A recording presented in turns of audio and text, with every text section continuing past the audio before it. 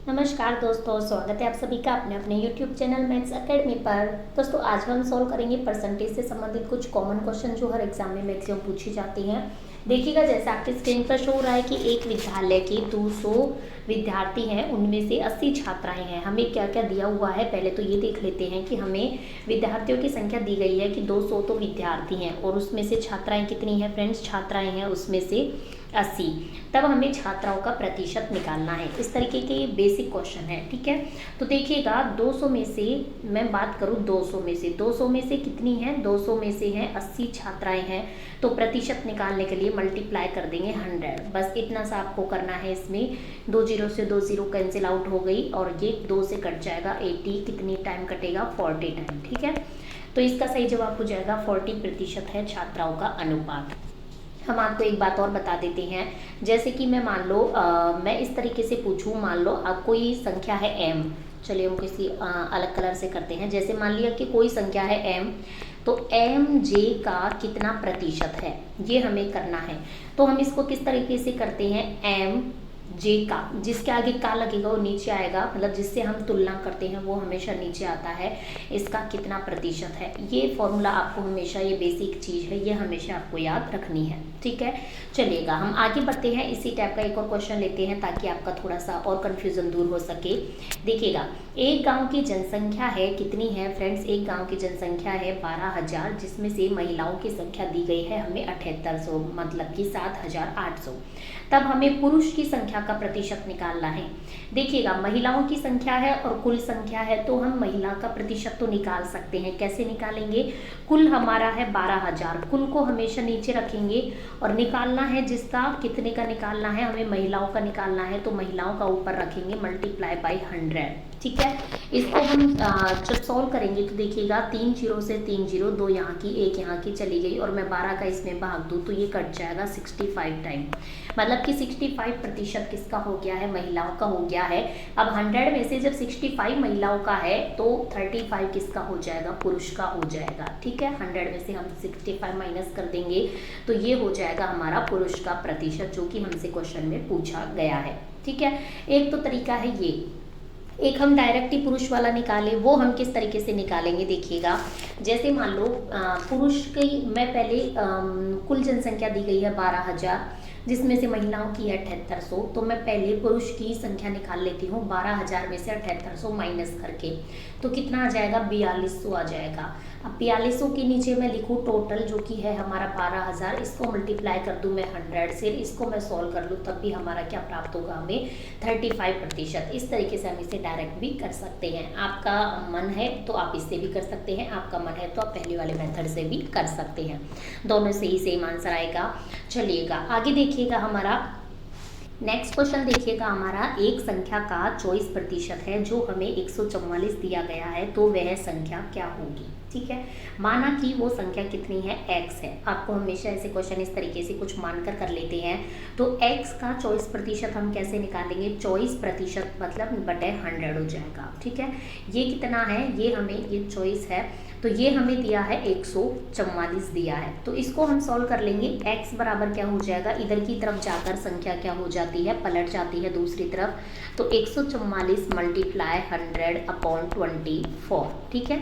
अब इसको हम सॉल्व कर लेंगे। देखिएगा 24 को मैं इससे काटूँ, 144 में भाग दो तो 6 बार चल जाएगा, मतलब कि सही जवाब हो जाएगा हमारा 600। तो सही जवाब हो जाएगा ऑप्शन नंबर ए 600। तो किसी संख्या का हमें दिया है कि इतना प्रतिशत इतना है, तो वो संख्या x मानकर हम डायरेक्ट इसको कर सकते हैं। चलिएगा हम एक और इस टाइप का क्वेश्चन लाते हैं ताकि आप और अच्छे से हमारी बात समझ सके। देखिए थोड़ा सा अलग टाइप का है कि एक संख्या का 38% 95 है, उसी संख्या का 84% कितना होगा। देखिएगा मैं बात करूँ इसको डायरेक्ट सॉल्व करने की, आपको मतलब इसमें ज़्यादा टाइम वेस्ट नहीं करना है। आप बिल्कुल 1 मिनट में इसको कैसे कर सकते हैं देखते ही क्वेश्चन को। देखिएगा एक संख्या का 38% 95 है, ठीक है।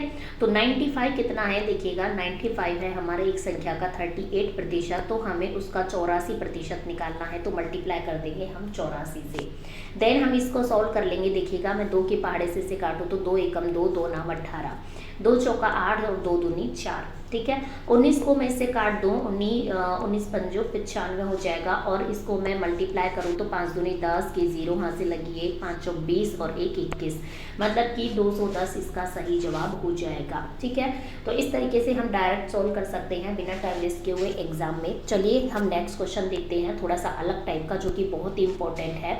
देखिएगा, एक परीक्षा में उत्तीर्ण होने के लिए 34% अंकों की आवश्यकता है। विनोद 28% अंक प्राप्त करता है और 27 अंकों से फेल हो जाता है, तो परीक्षा का पूर्णांक ज्ञात कीजिए।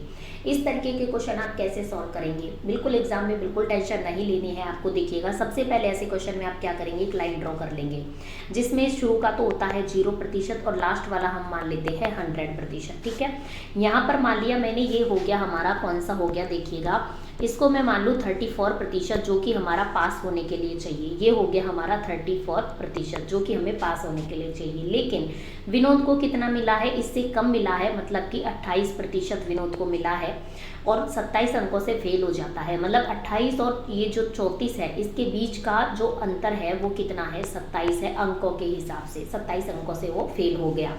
तो हम देखते हैं, देखिएगा, 27 किसके बराबर है, 27 है, 38 में से 34 में से 38 गए तो कितने, 6 के बराबर है, मल्टीप्लाई बाई 100। तो इस तरीके से हम मल्टीप्लाई 100 कर रहे हैं, इसका मतलब हम पूर्णांक निकाल रहे हैं। तो इसको हम जब सॉल्व करते हैं तो देखिएगा, 3 दूनी 6, 3 नाम 27, और मैं 2 को इससे काट दूँ 50 टाइम।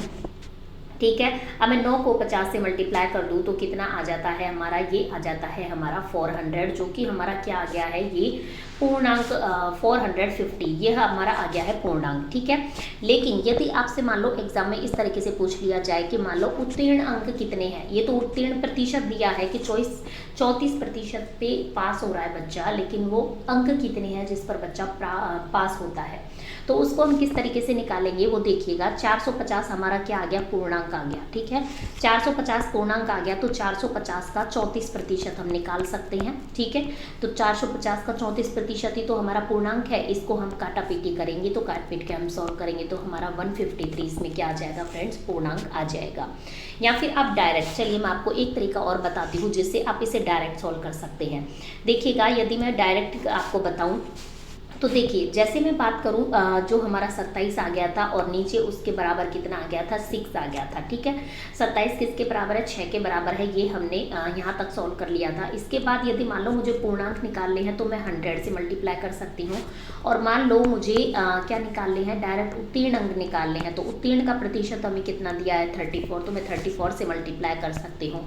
इसको मल्टीप्लाई करके सॉल्व करूँगी तब भी 153 आएगा, और इसको सॉल्व करूँगी तो क्या आएगा, 450 आएगा। फिर 450 का मैं 34% निकालूंगी तो 153 आ जाएगा। हम किसी भी तरीके से सॉल्व कर सकते हैं, लेकिन आपको बस ये याद रखना है कि जब भी आपको इस तरीके के क्वेश्चन दिए जाए तो आपको पहले ये एक लाइन ड्रॉ करनी है। ठीक है, लाइन ड्रॉ करने से आपको काफ़ी हद तक चीज़ें समझ में आ जाएंगी, और फिर जैसे जैसे आपको क्वेश्चन में बोला जा रहा है वैसे वैसे आप इसमें डिनोट कीजिएगा, आपको बहुत अच्छे से चीज़ें समझ आ जाएंगी।